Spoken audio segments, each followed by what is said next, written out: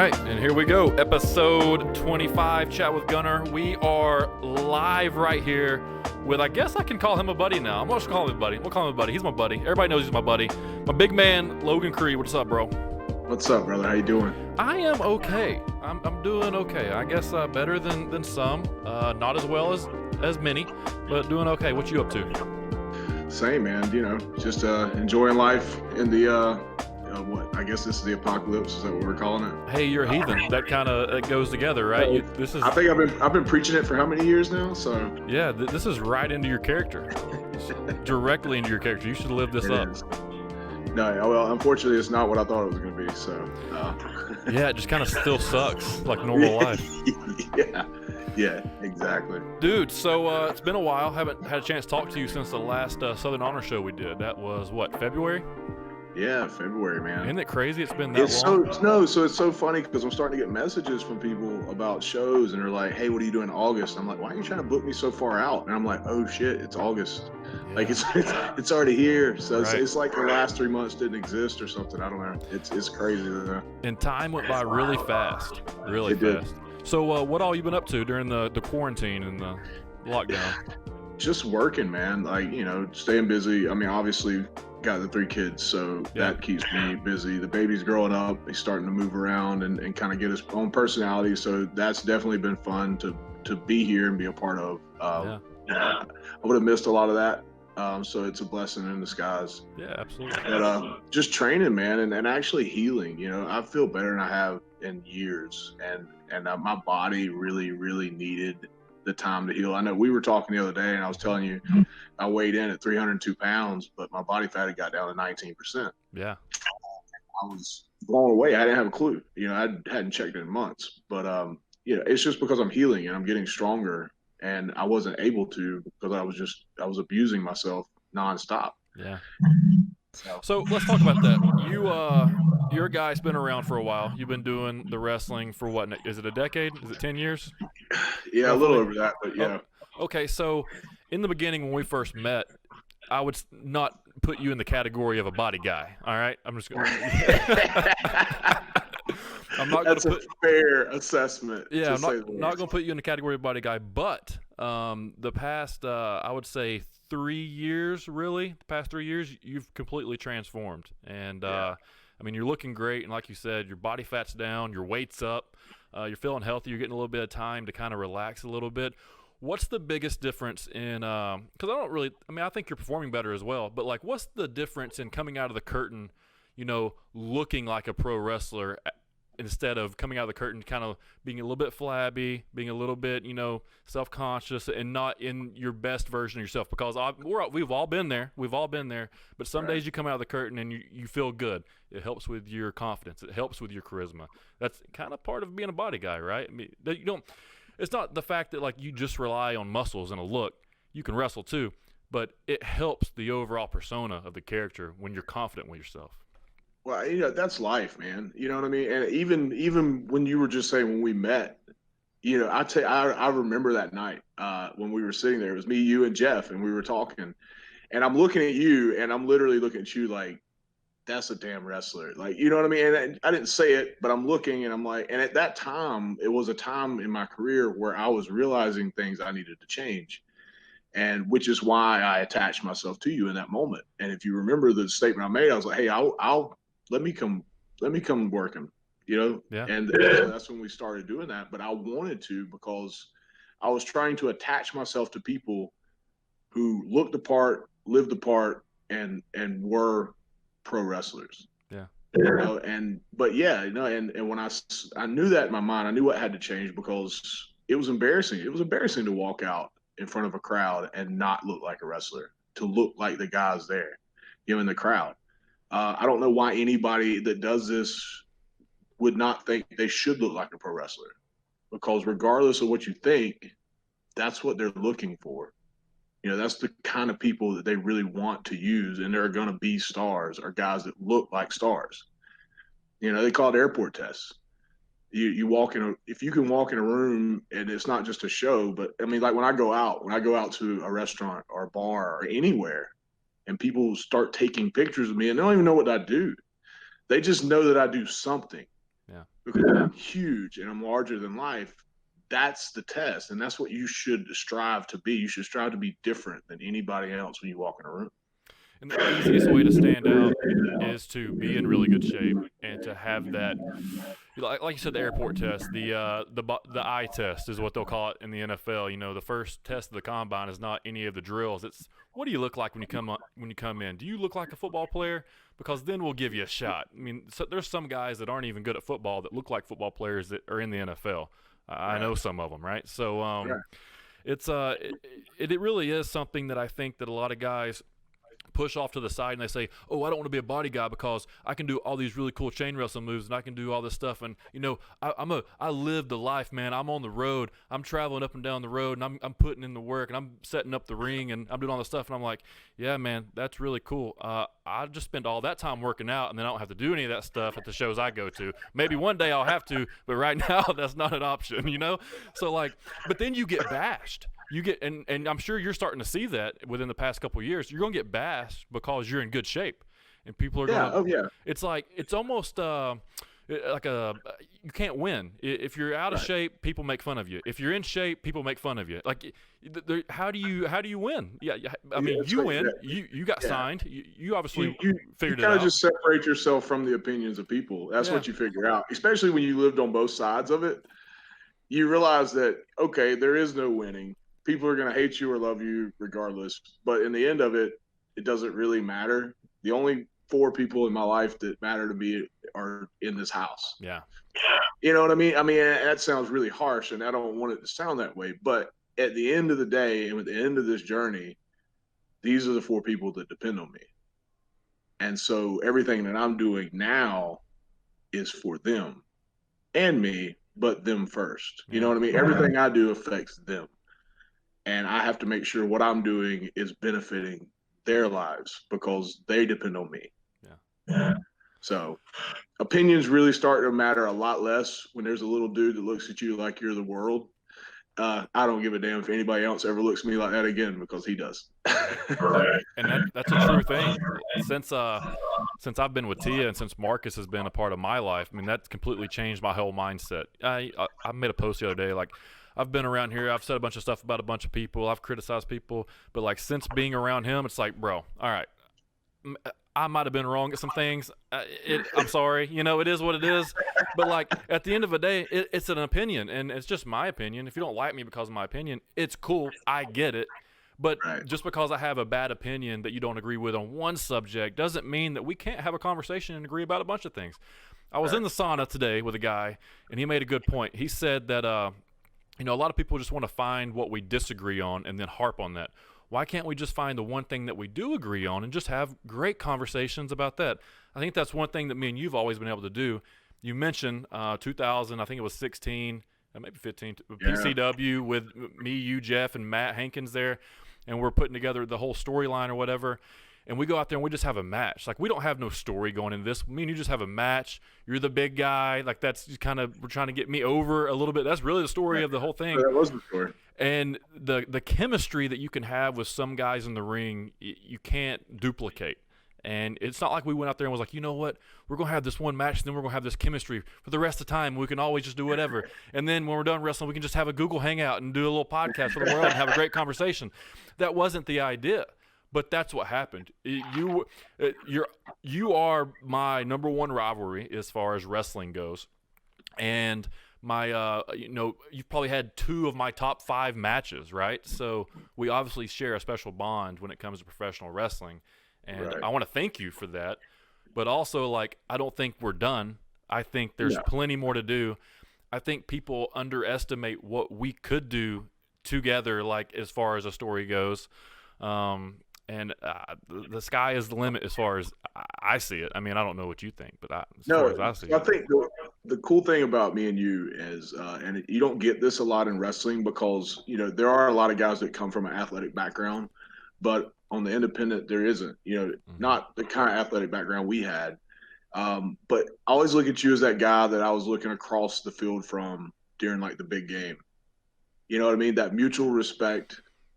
And you know he's just as good as you are, and you're fixing to go fucking battle, for how, for 4 quarters. Yeah. Like that's how I've always seen it. And those kind of things and those kind of games, if you remember those games, those were the best games you played Mm-hmm. because you knew the guy across from you was coming to battle just as hard as you were. And that's what I think that's what it was. Even at the time, my mindset, I was already who I am right now. I'd already decided where I was going to be. So I was striving to be there. You were in the same boat. You just already, you had the $1 million look already, but you were also striving to be somewhere. You had a goal in this. Mm-hmm. And so when that meets in the middle, man, it's going to work, every time because it's a mutual thing.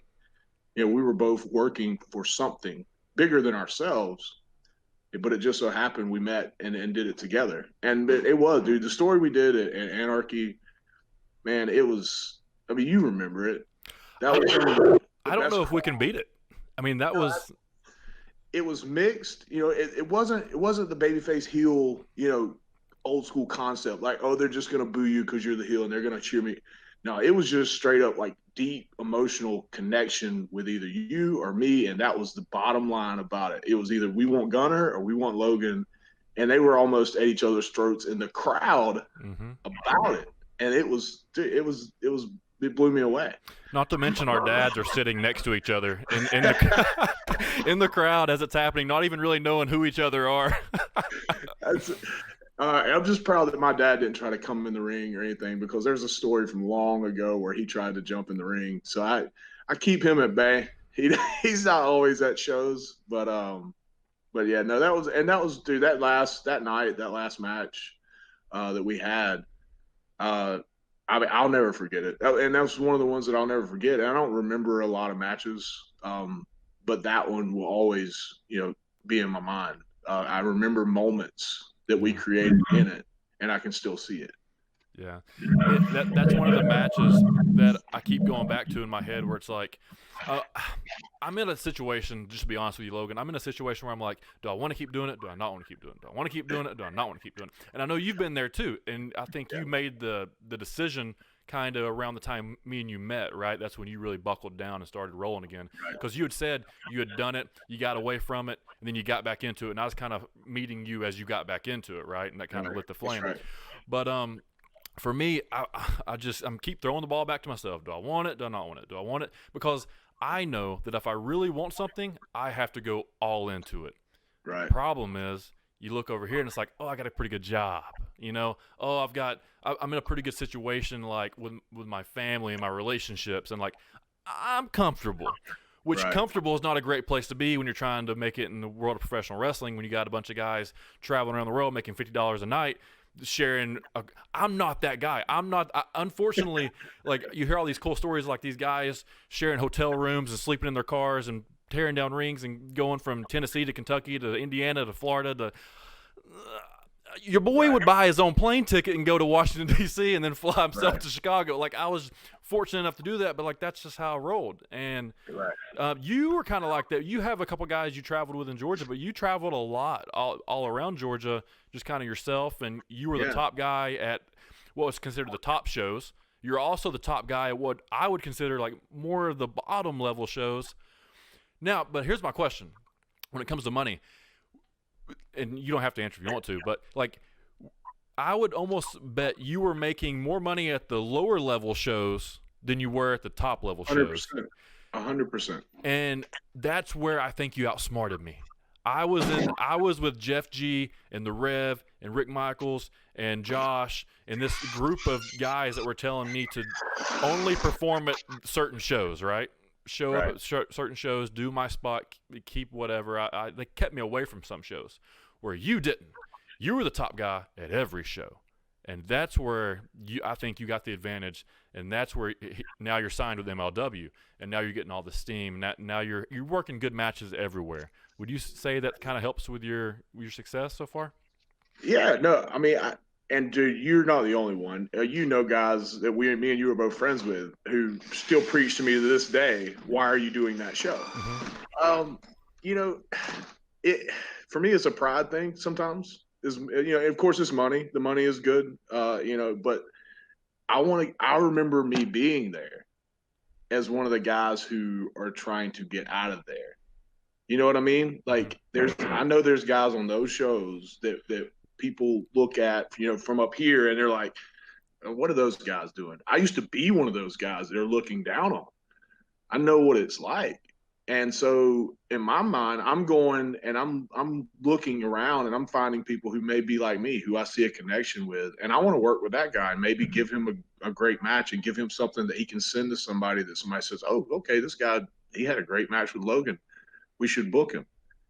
Like I really look at it that way. And I go and I do, like, I probably do stuff I shouldn't do on those shows, but I go and have the best match I possibly can. No better or worse than I would at Southern Honor or MLW or anywhere. I go do the very best that I can to make sure that I do them that favor because somebody did it for me one time. Yeah. You know what I mean? Yeah. Like, and that's just it, to me. This the way I can give back because I had to work my way up from there. I didn't have anybody helping me along the way. I just had to show up. And I think that separates you. I think that's exactly it was almost like good karma. I think that's exactly what separated you from the pack in that little group of guys in Georgia, and really kind of like shot you off on your own little rocket. Like you literally went from being like, Logan's like he's becoming the guy to overnight the guy, and you haven't looked back. And dude, I'm so proud because Right. I feel like I'm a part of it. Like I'm a part of your story, Dude, and I love that. You are a part of your story. Yeah, no, you are a part of the story, and that's what like I told you. I saw a wrestler. Gallows was the same way. I was in Lyons, Georgia, working the show. That was the only show I was doing. Was in Lyons, Georgia. Probably never heard of it. It's not running anymore, but he came through, met him, and he even said then, I think he's got potential. He told me that. And so it was along the road, I've seen people and just put myself and connected with people who I knew were going places, maybe not even in wrestling, but in life. Yeah. You're the average of the people you hang around. Mm-hmm. And the people that, if you're around negative people, you're always just going to be a negative person. These guys, and some of these guys, like, now I tell them they should separate themselves from their friends in the business because I see a lot of people now that are like really tight knit friends, and I'm like, you notice you guys are always just right here in the same group together, doing the same thing. The only way to get better is you got to separate yourself and find a new crowd, and always just you got to work to get better. Hang around the same people isn't going to make you better. And I mean that's kind of the mentality I had. So I never attached myself to anybody permanently. I picked out the people that I knew were going to help me get better, and then that's where I went. Yeah, and that's the smart game of professional wrestling. Like in anything, any business, if you're in politics, whatever, you got to play the game. And if you don't play the game, they're not going to let you in. And that's just how it is. Like, and you can say wrong things or whatever, but as long as you're playing the game, you're going to be okay. And that's kind of the way I'm seeing guys getting signed now. They're willing to play the game. And I don't have to, elaborate on the game. Everybody, the guys that are playing the game well, you know what it is, and you're playing it. The ones that aren't playing the game well, you just hadn't figured it out yet. I think I've figured the game out. I just don't know if I want to start playing again. But dude, it's so much work, man. It is. It's so much work. And you gotta want it. It consumes you, man. It really does. And I'm very fortunate to have a wife who understands this business and gets it. Because if not, I could not imagine the kind of issues we would have to hear me sit around all day, every day talking about stuff, because it doesn't end. And especially now, like with the MLW thing, even though we're not having shows, there's still a lot of stuff happening behind the scenes. I'm still doing and producing these videos for them, that they want. And so I'm having to do it from home, which is adding teaching me a whole new dynamic because I've never really been in production stuff, but now here I am trying to figure out how to do that and and of course I'm not going to settle for generic promo on my phone. So I'm figuring out how to make the very best I can to send to them and say, hey, look, I'm willing to go the extra mile. And it's always the extra. I want to do extra. whatever we're doing. Just like when me and you wrestle, every time it had to be something more. Mm-hmm. Even if you're sitting there shaking your head like, why are we doing this, Logan? Because I wanted to. Yeah. You know what I mean? Yeah. Because I want it to be the best. I want it to be the best every time I do it. And so, I mean, it's just the way it is. But yeah, I mean, thankful to have her. I mean, without her, there's no way that I could put the kind of time that I have into it. So I owe her a lot, as far as my success goes. Yeah, and she's great too. And her is Brooklyn Creed. Oh yeah, sorry. Yeah. That her is Brooklyn. It's she's her birthday. Great. It's her birthday. No, today? every day in June. Every day in June. Oh, every day in June. Every day in June is her birthday. All right, happy birthday, Brooklyn. Man, we've got a long ways to go, I think, until everything's opened up and we start having crowds again. Has MLW given you any idea of when they're going to get going? I know they have like the deal with the Zone through ESPN.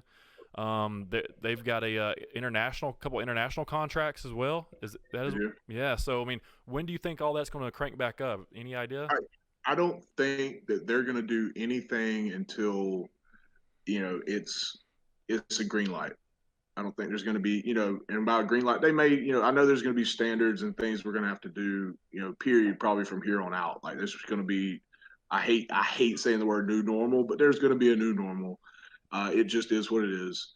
I try to make people feel better about it. Like, hey, if you ever go to Japan or China, it's pretty much like that there now. So don't feel like it's this completely whole new life-changing thing. Like it actually is more beneficial in some cases, and it makes things work way more smoothly. So take it with a grain of salt and realize it's going to make life kind of easier. But they're gonna get going. They just don't have to right now. And it's so crazy to think that last August when I signed with them, we had the WWE tryout on the table. And before they called, I wanted to be in Evolve. I thought that's where I wanted to be. Well, look where we are today. WWE released how many guys? If I'd have went down there, probably wouldn't have a job right now. Yeah. If I'd went to Evolve, it don't exist anymore. It's over. I wouldn't have a job anymore. So I made the absolute best decision that I could have made. And Court's got enough content that he can run the rest of the year and not replay anything. He's got stuff from the old, when they were originally running back in 2002. They're doing the anthology stuff, and premiering stuff on every wrestler that they've had through the years. So they're producing content for a TV contract that they're getting paid for. He's not losing money. Yeah. He's not losing money, and he's still getting stuff from us, and he's still promoting us, and we're pushing out T-shirts, and people are excited still. I hear it every day. They haven't forgotten, and they're watching it, and they're keeping up with it, just waiting for it to come back. So it's kind of a win, you know what I mean? In all honesty, because even though we're not working, we are working them into a frenzy state for when we do come back. Yeah. So, well, the best part, the reason why sports are so popular is because they have an off season, I think. And those athletes need an off season because what they do is tough. The ongoing, kind of joke in the wrestling business is there is no off season. Like wrestling has no off season, and that's why they're so tough. Well, it might be the reason why they're so tough, but also so banged up, and why a bunch of them lose their lives at such a young age. Everybody wants to go to steroids, and everybody wants to go to, painkillers and all these drugs. Well, maybe it's just like taking thousands of bumps on your back that your head's hitting the mat for 6 days a week back in the day, and that might be something that has something to do with why these guys are losing their lives. Let's not just go because they have some muscles at steroids. But anyways, I think that guys need a little bit of an off season, and this is just a reset button on professional wrestling. I think pro wrestling was almost peaking as far as like indie wrestling going, and all these new promotions starting up, and like these new big promotions that are making the leap from smaller to medium size with TV contracts. You've got several different places you can go and get signed and get paid well to wrestle.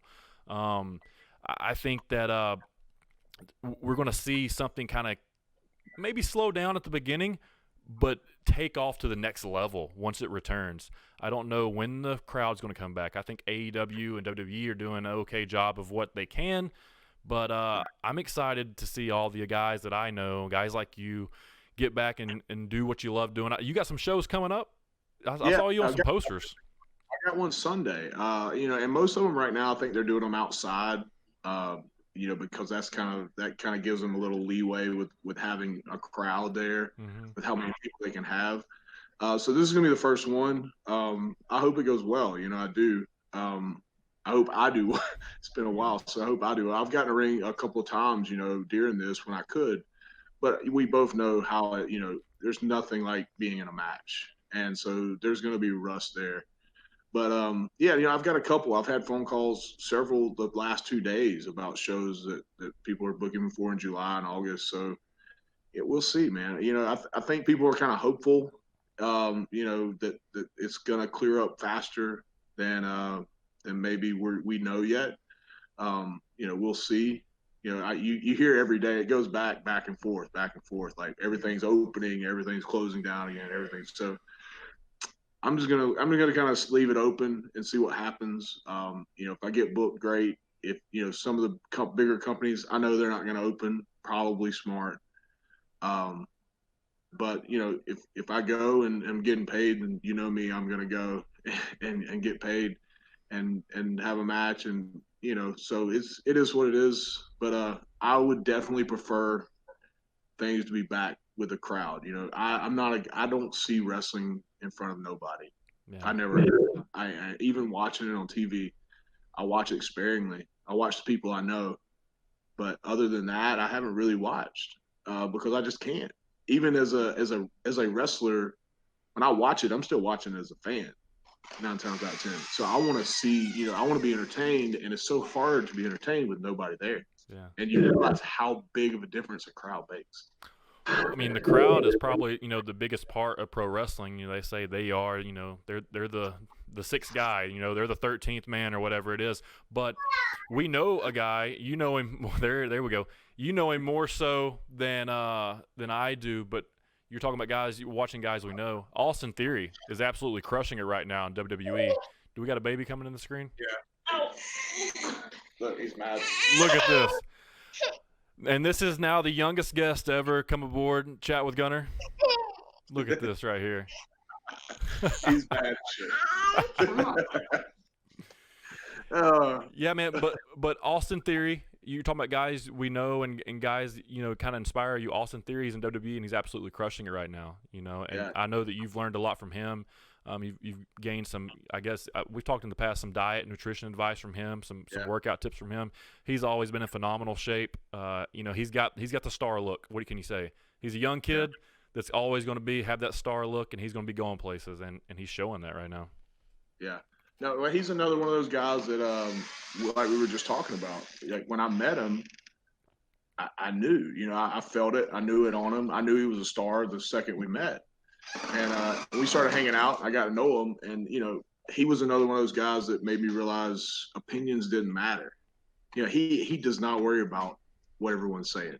If anything, it's funny to him, and because he knows what he's doing, and he knows what he wants, and he was very receptive of any and all advice, but he still picked through it, and he would even question it at times. He would, hey, they said this. What do you think? So he didn't just take advice and just take it. He would take advice and then ask somebody else that he trusted, what do you think about this advice? So, it was just younger than me, 21 years old, 22 years old. But I was learning from him.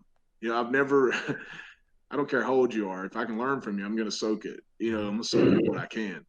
But yeah, and I taught him stuff. I taught him how to adult a little bit. He taught me wrestling. So there you go. That's all I mean, you look at him and you see a guy that has discipline, and the biggest thing, you don't listen. People can call guys body guys all they want to. You do not get muscles on accident. That literally does not happen. You do not look like Austin Theory on accident. I mean, he's always in shape, always ready to go, and that's a big part about being a star. You can't just be a star twice a year like in the UFC when you come out and you're in really good shape and do a fight. Pro wrestling's all year round. You got to be a star each time. You might meet somebody at one, like say you're doing a lower show. You might meet somebody there that's going to help propel you later on. You want to be in good shape. You want to, look the part, and you're living that life right now. And I think it's a matter of it's a matter of time, and you're going to be, on a major TV network, I believe, doing this. And not to say MLW not, it's great, but that the sky is the limit, I think, for you. Right. And I mean, that's where my mindset's at. Yeah. At this point, people ask, well, what do you think? Do you think this is no, I'm going to make a living doing this. I've come too far, and I really when I decided in 2018 at the end of 2018 that I was either going to get signed by my birthday in 2019 or I was going to be done with it. That was literally what I said. I signed a contract on my birthday last year. So literally my deadline, I signed a contract. And that was enough for me to know that, all right, I'm doing something right. And this is what I should be doing. Because if not, it wouldn't have happened that exact. You know what I mean? Yeah. Some things just happen, and it's there to kind of slap you in the face and say, this is what you're supposed to be doing. So this is where I'm at. And I'm not going to stop now. That's a great story. You kind of got the Jim Carrey when he was coming up. He wrote himself $1 million check. And he was like, one of these in a year, I want to cash this check. And then he did, I believe, Ace Ventura. And he cashed the check on the date that he said he's going to do it because he made all that money doing Ace Ventura. That's a very similar story. You should keep that. You'll market that. You could sell that story. Keep that going. It's a T-shirt one day, Logan. Keep that story. But, hey, man, I want to talk to you about your routine. We do a lot of wrestling talking here, but I'm trying to get away from it. I'm trying to get to success stories, transformations. Obviously, we've talked about yours. I wish there was a picture I could show right now of like you 5 years ago, you now. What's your daily routine like? Do you have one? Are you a routine guy? A little, but not. I don't say I stick to it. You know what I mean? Like hardcore. Now, recently, I've got to the point where I do make myself eat at least 6 times a day. And that's just, it may not always be the best food, but I'm eating something. I'm trying to make sure I'm doing that. And I knew that I needed to do that in order to keep my body working. But I get up and I have breakfast. I normally have like turkey sausage, stuff like that, eggs in the morning. As soon as I wake up, energy drink. I go to work during between breakfast and lunch, I'm having some type of snack, whether it be a granola bar or, the protein cookie deals. Mm-hmm. I usually have lunch. Depends on where I'm at, what I'm doing. I'll stop and have lunch somewhere. And then back to the same thing after lunch. I'll have a protein shake, normally another one of the cookies or some kind of like protein bar. I'm at the gym by 3, usually from 3 to 5. Maybe even 5:30 sometimes. And then I'm home, cook dinner. Normally dinner, it's always chicken and broccoli. I'm so stuck on chicken and broccoli. I'm sick of it. I'm sick of eating it. And then sometimes that's like lunch the next day throughout the week. I'll cook so much of it that I've got it to snack on whenever I can. So. Yeah. But that's pretty much the same routine. Like I said, it's not far as I know a lot of people will do the exact same food every time. I cannot. I will go crazy. But then I drink a lot of water. I'm up to like 1.5 gallons of water a day, at least. That's just standard. I may drink more depending, but it's at least 1.5 gallons every day. Hey, the majority of our bodies is water, and that's what a lot of people stay away from. That's what we should be fueling ourselves with. Like if you don't even eat food, drink water. That's like the main thing. And a lot of people will say salt's not good. Salt's good. I mean, it's a mineral. Right. Like it's got all the minerals we need. Literally the salt of the earth comments. That's true. Like that makes up our body. But yeah, I think that's great, man. I have a suggestion, and it's a little pricey, but I have a suggestion. So, have you seen Jinder Mahal and Edge and Rey Mysterio and all these guys kind of get into ridiculous shape here recently? Yeah. So their guy is this guy named Chris Cavallini out of Tampa. He runs this thing called Nutrition Solutions. Okay, I know you're talking about. Yeah, I just started it. So I'm on my finishing my 2nd week, and I'm going to keep doing it. Like that's kind of my thing. Like I was, I've always been the guy that's like been 230, 240 pounds. Not bad. A little bulky, not bad. I was like, all these guys on TV that are stars, you can see their abs from every angle. Like, that's kind of the thing, right? I'm not 6'9" like you are, so I'm not going to stand out that way. So when I bend over and I have like this muffin top that comes out of my pants, even though I have traps and triceps and biceps, it doesn't matter if everybody's staring at my muffin top. So my thing is, I'm going to cut weight, dude. I'm going to cut as much weight as I possibly can and kind of see how much muscle I've gained over 20 years of being in athletics. Right. And this is the only way that it's going to keep me. There's no thinking. You literally, you don't think. You buy it, they send it to you. A new menu every week, 4 to 5 meals a day. They suggest you eat a protein shake to hit that 6 meal mark. I think it's worth a shot if you ever want to give it a try. Dude, my goal. So like one of those goals on the list of things I want to do was just have abs once, because I was like, I just want to see it. I just want that visual in the mirror one time. So no, I'll definitely check that out. Yeah, check it out, man. A lot of people stay away from it because it is a little pricey, but if you literally replace all your food with it, it's about the same, if not cheaper. Right. Like, I can't tell you how many times I go to a steak restaurant and I spend $100, between 3 of us, and you do that 3 times a week, it's $300. You don't even think about it, Right. You leave a $20 tip, well, that's 4 meals. It's crazy what we spend our money on. That was probably the biggest like personal development thing I changed this whole year, was kind of slow down on wrestling, have time to myself, worry about my finances, and I have completely 360'd my life. I was spending more money wrestling than I was making money wrestling, which is a lot of people. That's something I started doing over a year ago, and I'm glad you bring that up, because finance is another thing. I don't see how some of these guys do it, because I see them. I know they're not making that much, and then I see what they're doing after the show, or it's like, what do you? You're not trying to make any money doing this, are you? Like, I try to figure out how I'm gonna make. If I'm gonna lose money going, I'm to the point now where literally I won't go. I pretty much stopped doing that. Occasionally, Occasionally, I still do, depending on where I'm going, certain shows. But I'm still fighting with myself about even doing that anymore. Like, what's the point? I'm somewhere now where if they can't pay me what I want, why should I go? Mm-hmm. You know what I mean? But financially, like, that was something I started changing last year, and I actually started making a little bit of money wrestling, and putting some of it back. And the other thing too is taxes. If you're not keeping up with everything you're doing while you're on the road, you are an idiot, because everything we do, working out, tanning, eating, clothing, gear, gas, car, all of that is tax deductible because we're wrestlers. And it surprises me how many people don't put that on their taxes as a tax break. You know what I mean? It's right there. It's free. I mean, it's money that you're going to get back, because you're losing money doing what you're doing, and you are a gig worker by law. That's what it's there. So you should take advantage of it. I got $4,000 back when all this started, because when all this started, I wrote off the relief fund. I wasn't wrestling. I was a gig worker. Got $4,000 back. Guarantee you, we probably don't know anybody that even attempted it. Yeah, I'm not one of them. I mean, you're sitting here, and I'm literally in my head as you're talking. I missed a little bit of what you're saying, because I'm like, oh, I might be the biggest idiot in the history of life. I seem to think to be a pretty smart guy and ahead of the curve, but yeah, I haven't been doing that. And if you think about it, it's pretty much being you're independent contractor. It's like being a salesperson. Anything you do for a company, you write off.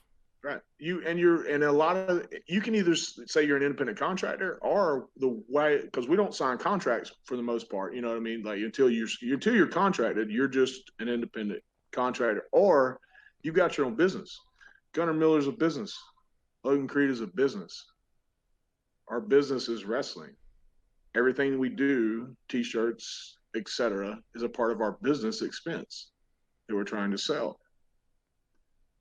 That's all you got to do. I mean, that's what it is. So, did you set up like a Logan Creed LLC? Is that what you did? Yeah. And this copy Logan Creed, I have it copywritten. It's mine. I own it. And every year I file my taxes. I file it. Everything's there. All the receipts, gas, like everything. I keep a folder. I remember we were going to Florida. Cody Vance, who's now on AEW. Congratulations to him. Another great body guy. Yeah. More than a body guy, but he's in the category. So we were on the way to Florida, and we stop and get gas. And I flip out my notebook and I start writing it down. I stick the receipt. He's like, "What are you doing?" I was like, "I'm putting this down." I was like, "I keep all my receipts right off my taxes." He was like, "What?" It's like, "Yeah, bro." I was like, "Yeah, bro." I was like, "It's really good. Trust me, you should do it." So I mean, it's just one of those things. Like anything, you just do it. It's just like eating every day, waking up and working out. So yeah, hey, and that's a part of going to the next level, like you talked earlier, going up above, taking the extra step, going the extra mile, doing one more rep. When you're doing it with your finances and you're crossing your T's and dotting your I's, you get the advantage. When everybody else is suffering because they're not able to work, you're getting a $4,000 check back from the IRS because you did what you should have been doing and you took advantage of the system. I mean, that's all it is. Yeah. That's all it is. I mean, I did. It's heathen shit as you can get, but they were offering it. It was there, and because all my paperwork looked good and was right, I got the money. Because I had been doing it, and so I mean, yeah, I didn't get to wrestle, but I got paid to not wrestle. Yeah. So I'm not going to complain about it too much. Well, I'm with you on that, and I'm going to jot that down in the I need to start doing that list. Please do. You should. I'm going to, even though I only have considered even potentially wrestling at Southern Honor once a month, and then that got cut short this year. It's like, geez, man. Yeah, right. I'm already ring rusty. Now I've had 20 minutes in the ring this entire year, and they're wanting me to actually work real matches coming up. It's like, come on now, give me a little bit of a break. There's no rings up here in Chattanooga that they'll let me in. I like that disclaimer at the end that they'll let me in. Yeah, man, it's crazy that you say a couple things and you get banned from everywhere because it is what it is. It's like, dude, I'm one of the nicest guys in the back. I've been nice to everybody, but I say a couple things and everybody thinks I'm an asshole. But I'm just gonna start being one. I'm gonna be super nice to everybody. That's my. I had a new resolution late in the year, a couple weeks ago, and I was like, you know what? I'm just gonna be nice. I'm just gonna be the real me. I'm tired of and you can kind of vouch for this. Wrestling consumes you, so you have like these characters, and you go into character-driven tweets or character-driven Facebook posts, and you're consumed with it. Me and you, maybe two of the most that are consumed with it because we were at each other's throat on random people's posts that weren't even talking about wrestling, right? We're over here like, all right, we're going to build up this story, and we're going to get everybody talking, and we did. Literally, people in the back thought that we might fight in the backstage if we was to see each other, not knowing that we're buddies. Right. I don't know that we had enough fans involved yet, but we definitely had all the boys involved. Like, they would have bought a ticket to watch it. The most attended boys show, no doubt, would have been me versus you about 3 months ago. I mean, we had them where we wanted them. Yeah. And that's, to me, that's still the point of this. Like, if I ruffle some feathers on something I post, good. You know what I mean? Because I promise you, 9 times out of 10, I'm just working because that's what we're supposed to be doing. And I don't see why anybody would take anything unless it's just blatantly, disregard and disrespectful. Sure, I get that. But 9 times out of 10, yeah, you asshole. No, I'm just working an angle. I'm trying to work something. Yeah. Even if there's nothing there yet, it's okay. That's a platform. Like I've heard it so many times. Social media is a platform to create a story, to create things that people don't even know exist yet, that they don't even know they want to see yet. You know what I mean? So why not use it? Yeah, I think you do a great job of. I know Platinum always puts you over for doing a great job of like always selling your character, but it's true, and you do a really good job of it. And the one thing you take advantage of the most that a lot of people don't is Facebook. Facebook is really where the wrestling fans are that are paying to come watch a lot of these shows, especially in Georgia.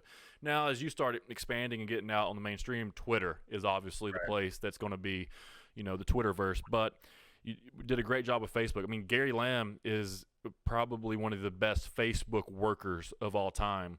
He's always fine. I'm pretty sure he's told me he has designated hours throughout the day that he only uses Facebook to start conversations and to get dialogue going. And, you know, he does a good job with it. But Well, 62% of the country is on Facebook. Only 23% of them are on Twitter. yeah, So where's the bigger audience? yeah.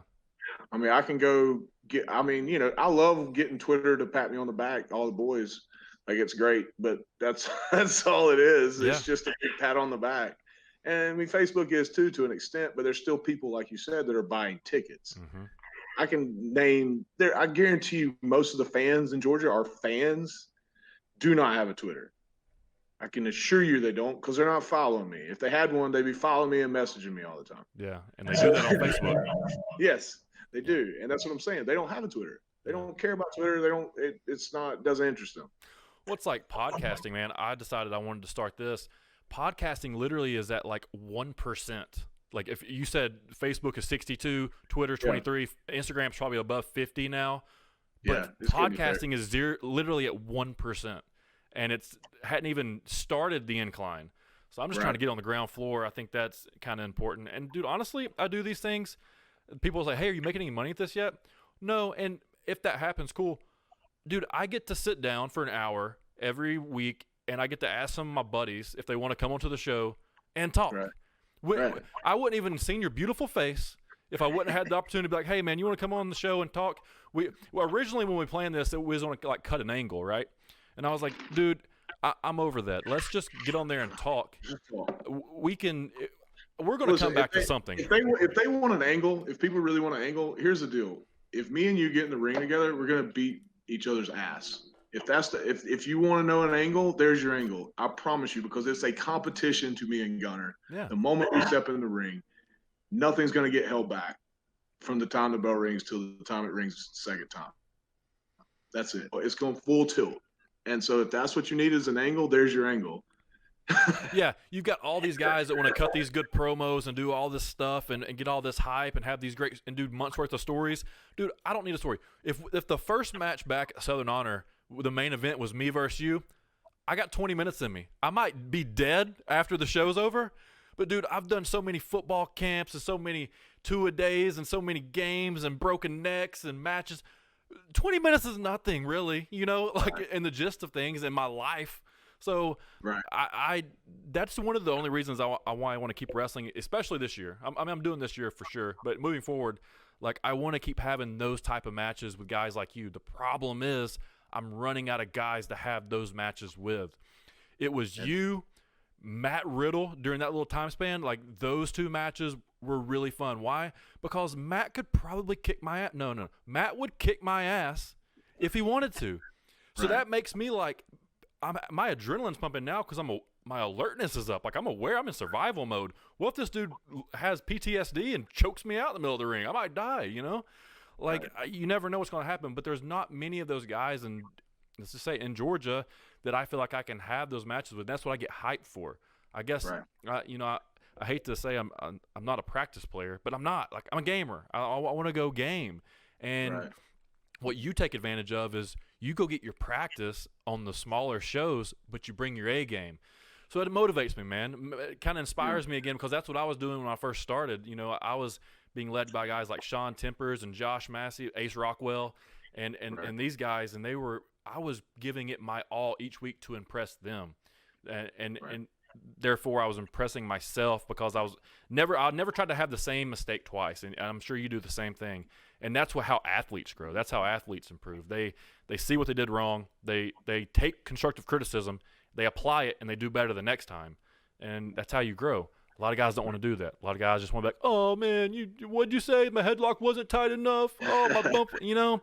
And a lot of people take that victim mentality, which is contagious in 2020. Oh, yeah. Well, and like you said, you go to these smaller shows, you get to be the leader.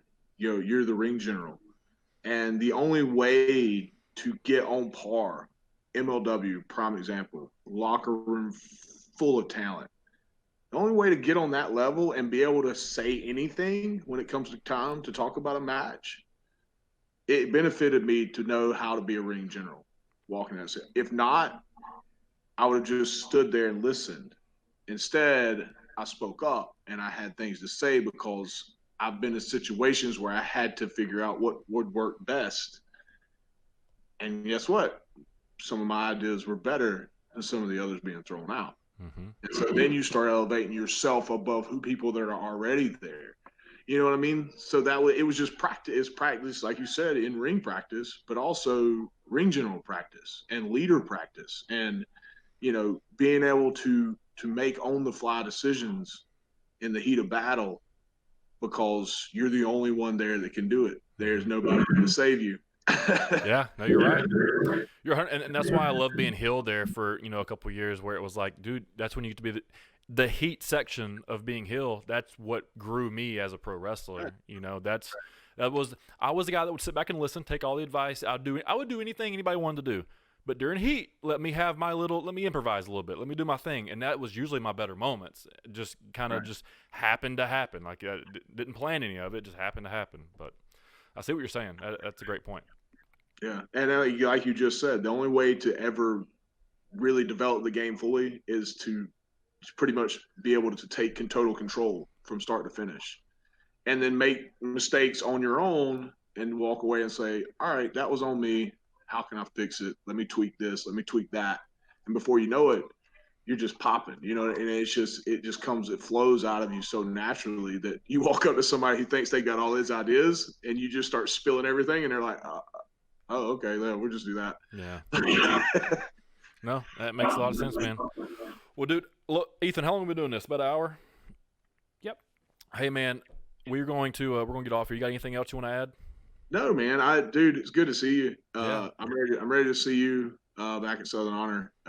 There's no doubt that we're going to get in the ring. For anybody who's wondering, angle or not, we don't need one. Like I said, Yeah.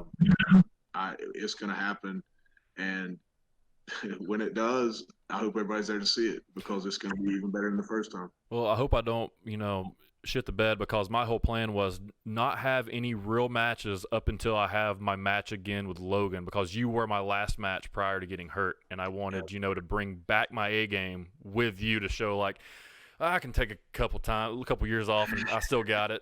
So I'm hoping that the way I was able to motivate you and inspire you, a few years ago, you're able to do the same for me. And just sitting here talking with you, and whenever I'm around you, I know you will. So I'm excited to get in the ring with you. I'm excited to share some more memories and create some more memories. I appreciate you coming on the show, man. I know you're busy. I know you got 3 little ones over there. What, 2 or 3? You got 2 or 3? 3. 3. Yeah, So 3. you got 3 little ones over there in Brooklyn. So I know you're busy. I'll let you get back to that. But thanks for taking time to sit down with me, man, and just kind of catch up. I appreciate it, brother. All right, Logan, Ethan, let's take it home. Logan, see you, buddy. We'll, I guess Southern Honor said we're going to announce a date, in July? So we're looking towards, I think, summer. I would, September. If I had to guess, I would say August, September. That's when I've got tickets to Joe Rogan and Dave Chappelle for September, and they're good. They're saying they're still good. Yeah, so I'm hoping then. So if I don't see you before then, I'll see you around August. How about that? Brother. All right, man. All right, guys, this was episode 25, Chat with Gunner. That was the big man, Logan Creed, who is with MLW right now, Major League Wrestling. We go way back. I love Logan. We share a bunch of chemistry. He's one of my biggest rivals and one of my best friends in the industry of professional wrestling. So check us out on YouTube. Go down, like the channel, subscribe, hit that bell notification, leave a comment. Head over to Apple Podcast.